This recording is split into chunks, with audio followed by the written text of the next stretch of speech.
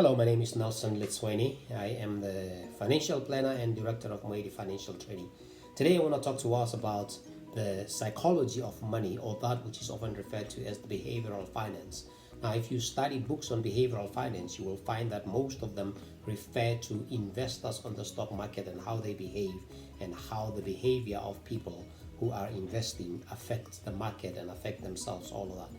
But today, I want to talk about the psychology of money, including more than just investors, including spenders as well, including people going into debt, including all other things that influence us.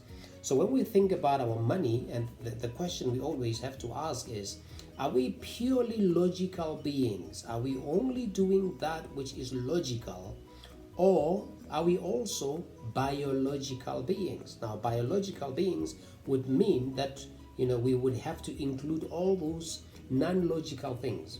Bio means life, which means the entirety of your life has to be included when we talk about your relationship with money. Therefore, we have to look at not just what the head is thinking, but we also have to think about what the heart is feeling about your money. Because while you may think about money and follow the numbers and follow the logic, the heart doesn't always follow the logic, it follows the emotions. And those of us who have larger emotional bodies than mental bodies, we don't think about money, but we feel about money. The things that we do with our money have to do with how we feel.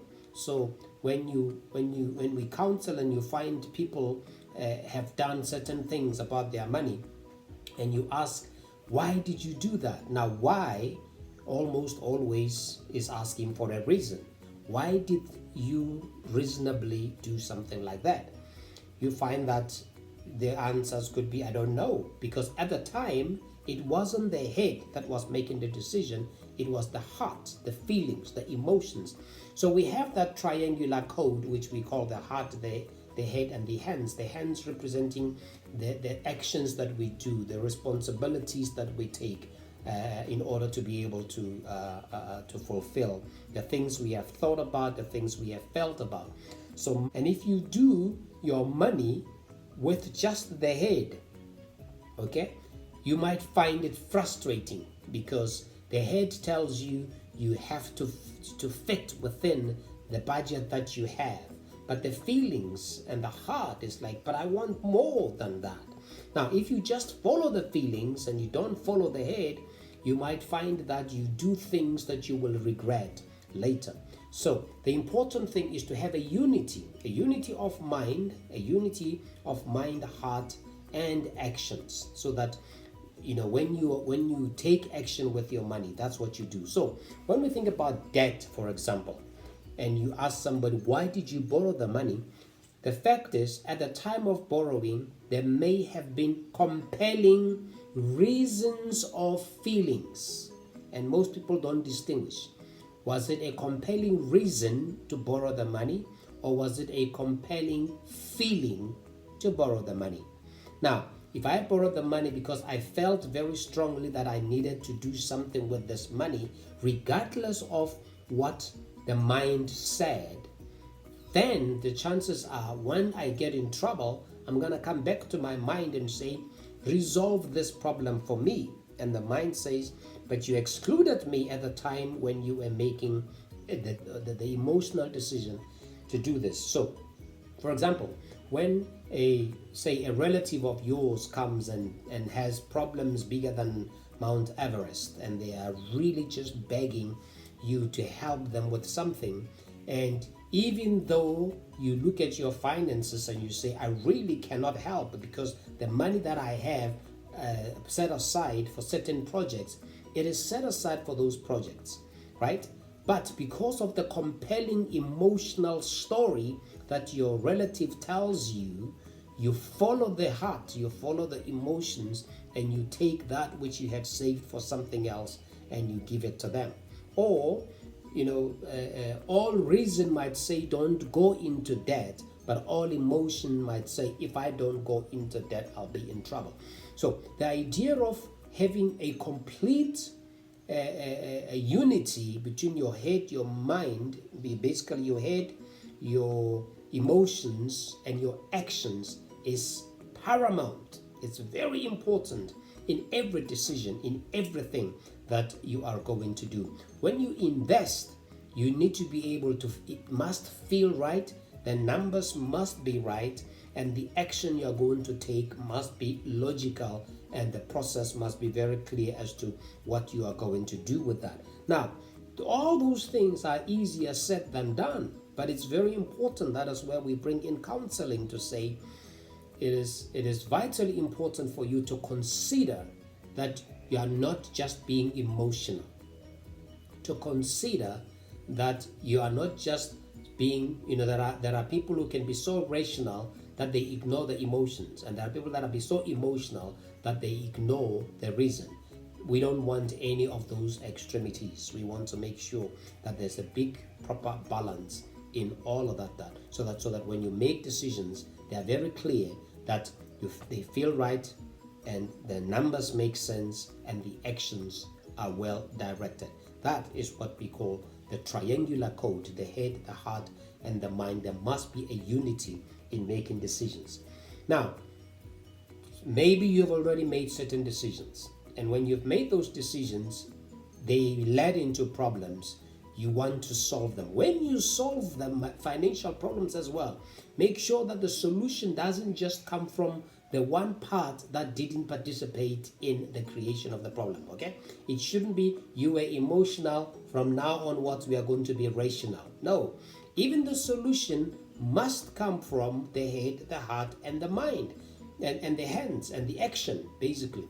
So the way you're going to do is, yes, I took a loan, I can't pay it off right now, I'm in financial trouble, and the logical thing to do is 1, 2, 3. But yes, even the logical thing that is 1, 2, 3, if it leaves the emotional part out of it, let's say you borrowed money, you bought a car, you can't pay it off, and the logical thing says just sell it, all right, and get your money, your systems back in line. But you're thinking, but this car is helping me with this and this and this, and there's emotional attachment to the car. Is there any other way? Is there a way that we could include my emotional attachment to the thing that I have bought with a logical way of dealing with the problem of this car getting me into financial problems? So the way you think about that is, yes, what is the solution? How do you feel? Okay, we can't ignore the how do you feel question. How do you feel about the car staying or the car going? Those emotions are taken into consideration. What is the mind thinking? What is the logical thing to get me out of this problem? That is considered. What is the action and the results that will come if such a decision is taken? And that is why it becomes important to brainstorm, to have more than one solution to the problem instead of the first solution that comes, that is what you follow. So you take one solution, say this is the solution, potential solution, because logically it makes sense, but does it make sense emotionally? You put your logic, you put your emotions, you put the steps that would have to be followed to do that. That's one part. And you do the same thing to another potential solution, and the same thing to another potential solution, so that when you brainstorm, you have more than you are creating options for yourself. Option 1, option 2, option 3. And all of them have to, at the end of the day, feel right, sense right, act right. Basically the way that you're gonna work to solve the problems is, one shouldn't you are not solving this problem just with the emotions, just like you treated it with emotions, because then you're gonna come back to the head and say solve this problem for me. So it's very important, in a nutshell, when we talk about the psychology of money, to consider that all decisions we have made may have come, if we are not a unit, if I'm not a unit myself, then the chances are I've created problems with one part of my biology, maybe my mind, and I have left out the emotions, or I've created with the emotions and maybe I've left out the mind. And so I felt about the money, I didn't think about the money. But to feel, to think, to act in unison is the only way that you can create lasting solutions to financial problems. And then henceforth, that is the model that you follow: the heart, the head, and the hands. The head, what am I thinking about this? What is the logic behind all of this? The feelings. The heart, what do I feel about this? Okay, how does this make me feel? If I go that route, will I be happy? We all try to look for happiness, all right? Minimize pain and increase, pleasure. The PPP, the pain pleasure principle, as you know. So minimal pain, increased pleasure, and that's a principle that you want to follow. And what is the action? Am I enthused? Am I ready? Am I excited about carrying this solution out? So that is the triangular code in financial principles. That's why we'll stop right now. Next time we'll go into the strategies of various problems, either it be debt or investment or whatever. But whatever we do, the basic foundation of the psychology of money is use your head, use your heart, use your hands. Have a great day. Bye bye now.